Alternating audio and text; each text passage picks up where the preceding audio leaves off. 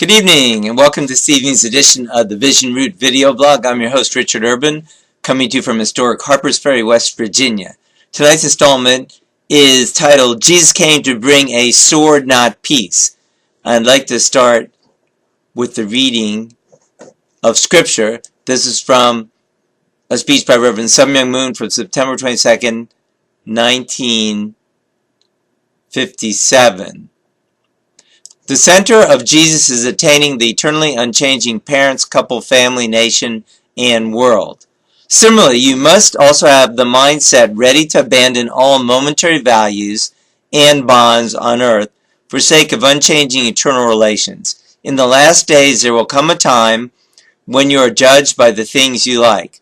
What do you want? Do you want to be a scholar? If things go wrong, then your degree will hang you by the neck. That authority will hang you. Those who have been blessed with inspiration will fall down because of it. This is a so-called great judgment.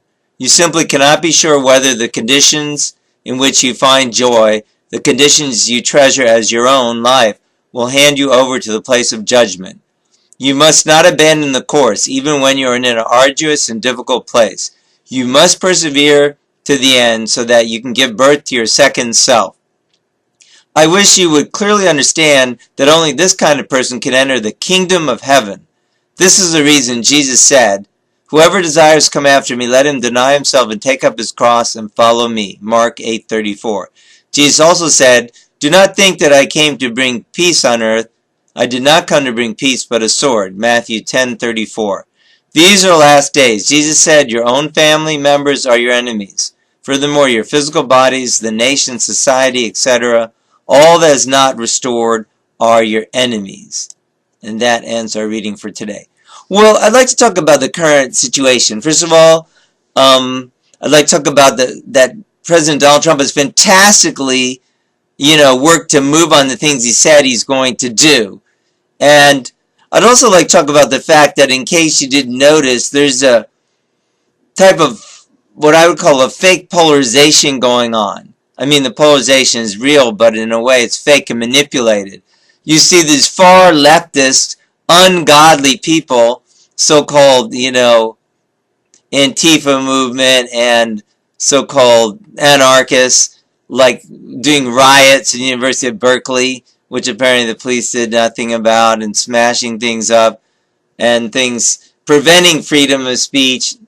And then you see, and even in D.C., people go around smashing windows up on K Street, in mass. They never reveal themselves. It appears to be suburban white kids to me. But in any case, so what is really going on here? But then I see people who are supposed to be like Christians, going down to these protests, and then, I say, well, what are you protesting? He says, well, I wasn't protesting, I was just hanging out there. Or, gee, why are you so offensive? You called these kids punks. Or, in other words, they seem to want to get along with everybody. Well, hello, you can't get along with good and evil. Okay? Either you're going to be on the side of God's side, Jesus' side, or you're going to be on Satan's side, the ungodly side. So, if you think it's okay for people to smash up windows, if you think it's okay for them to annihilate people's freedom of speech, like people who want to come, like Milo, the guy who was trying to speak, University of California, Berkeley, and then, they say, no, we can't speak, and then some lady's standing around with a Trump hat, and one of these so-called protesters runs up and sprays mace in her face, or somebody punches some guy who didn't even see him. These people are complete cowards, and they're complete, anarchists. It's completely ungodly. And then if you take something like the Women's March in Washington, like over 50 of those groups are supported by George Soros. And if you notice, no women who believed in pro-life were welcome there. Did you hear any women speaking about pro-life? And then they emphasize this one woman, this Islamic woman, who believes and says it's okay for women to be genitally mutilated, which is one of the most gregarious abuses of women's rights, and then she's lifted up as a model of the women's movement. Hello? Anybody home? So I would say, if you aren't willing to stand against abuses like that, then you're standing for them. Hello, doing nothing is standing for them. Hanging out is with the people and not saying anything against it is standing for it.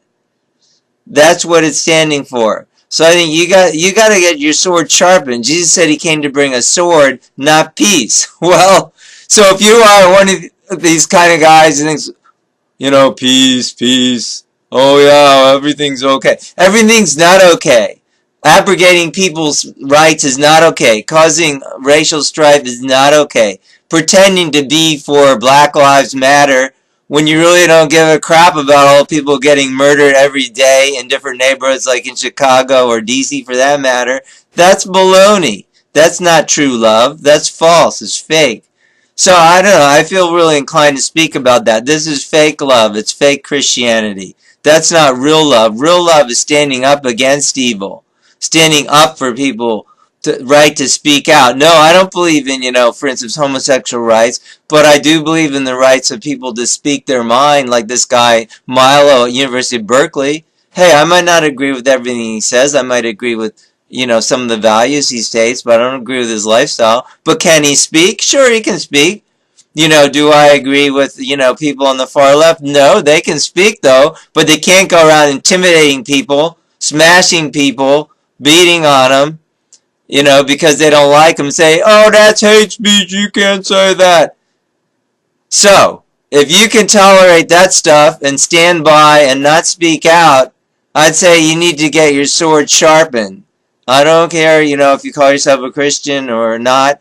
This is ungodly activity. And some people, are, I don't know, you call them nominal or fake Christians, whatever you want to call them. What I'm talking about is people who may say they're with the Word of God, but don't, then they do ungodly things, I mean, an example is, for instance, Mr. Tim Kaine was running with Hillary Clinton. He's spouting different verses while claiming he's all pro-choice and everything, and he's all twisted up. But yet he's for the murder of babies and, spouting different Christian verses. Well, I think that's fake. It's fake. It's not real. So, there's a division of good and evil. Just because someone spouts some verses doesn't mean they're on God's side. Just because someone says they're all peace and lovey-dovey doesn't mean they're on God's side. Who's really going to stand up for the rights of the, of children, for the rights of youth? And by the way, we called like our group in DC, and we still call it Stop Abusing DC Youth and Let Them Choose Sexual Abstinence. I'll stand up for the rights of DC youth. I'll stand up for their choice to receive education that teaches them about sexual abstinence, not a bunch of people ramming a bunch of baloney down their throat about how wonderful it is to have choice of, different sexual orientations, and how wonderful it is to be able to abort at a rate of 45% your children or whatever, babies that you might be, in your womb. That's not wonderful. That's not good. That's evil. So if you don't want to call that evil, then I don't think, you're a real Christian. What I mean to say, well, that is what it is. Or whatever. You have to be willing to stand for goodness. You can't be in the middle. I know a lot of people, like in our current, the movement, I was part of Ramoon's movement, it's now split apart because a lot of people, said that they will stand with Mrs. Moon, who decided she would trash all her husband's work, change the scriptures, and now she's a progressive leftist for Hillary Clinton and whatever, tacitly if not overtly, and global warming and God knows what, and doesn't think that, can't see what's good about Mr. President Trump. Well, even on the world, that's on a level within, say, one, movement, but on a larger level, there's that movement in the world where people can't seem to see the difference between good and evil. So no, you can't get along with everybody. And I always have a joke, but it's true. If you want to find out, if there's God or Satan, go ahead to your local school district in a city like DC or New York or LA. Tell them, hey, you'd like to teach about sexual abstinence. And I guarantee you, 100%, there will be people opposing you. I guarantee you 100%. if you're a Christian, or they'll assume you're a Christian, they don't want you in the school teaching. Now, why would that be? What a coincidence. Hello? Anyway, wake up. Jesus came to bring a sword, not peace. We got to separate good and evil. President Trump is doing, a fantastic job. He's protecting our country. He's making wise decisions, like not letting people from countries where terrorists have been fomenting, like Syria, in. And all this baloney about the Muslim ban. 80% of countries are not affected by that, where most Muslims live. It's a common sense thing. So a lot of people are, don't really look into the details behind what's going on. So, again, Jesus came to bring a sword, not peace. So I hope you will look more into it. I hope you'll look at different media sources than, the common ones like the Washington Post, or things like that. Look at InfoWars, look at Breitbart, look at Drudge, look at all those kind of media sources. Look at WorldNet Daily. So many media sources. So, that's my message for tonight. Jesus came to bring a sword, not peace. I hope you will have peace, but first we'll have to go through a division of good and evil. So I hope you can find God's side and get out of the midway position. I'm your host, Richard Irvin. I hope you enjoyed this message. Like it, share it, comment on it, and have a great evening. Do be blessed. God bless, and good night from Harper's Ferry.